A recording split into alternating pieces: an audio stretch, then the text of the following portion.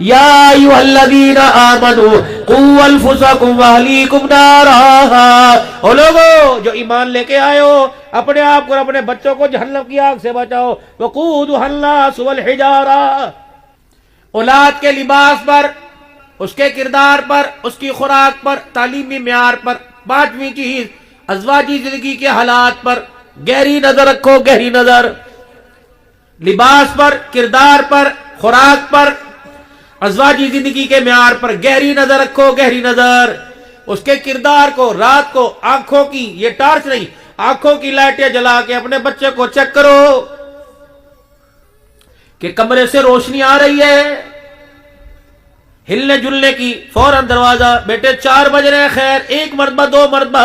چوتھی مرتبہ تو حیا آئے گا، اسے پتہ ہے ابا میرے سے بڑا بغیرت، معذرت معاف کرنا۔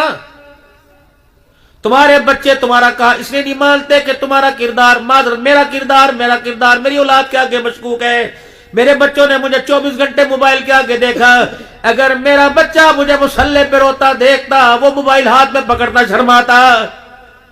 جب باپ نے بغیر ہاتھ دھو کے بڑے بڑے لقمے جانوروں کی طرح بیٹھ کے کھانا شروع کیا تو اس کو سنت کے مطابق لقمہ کیسے پسند آئے گا؟ یہ کردار تو آپ نے سکھلانا تھا۔ بابو جی تمہیں روٹی کھانا، کپڑے پہننا، اپنا سطر چھپانا، پگڑی ٹوپی باندھنا، بتاؤ تمہیں کون سے اسکول کے ٹیچر نے سکھلایا؟ یہ ساری تم نے اپنے بڑے باپ سے سیکھی۔ ابا کی پگڑی ابا بیٹے نے باندھ لی، ابو کا لباس بیٹے نے پہن لیا ہے۔ آج دور باپ مر جاتا تھا، پتر باپ کا میلا لباس سعادت سمجھ کے پہنا کرتے تھے۔ ہائے ہی میری بدنصیبی، اب مر کے دیکھ لے، لباس پہننا تو دور کی بات، تیرے کپڑے بھی گھر میں رکھنے کو تیار کوئی نہ ہوگا۔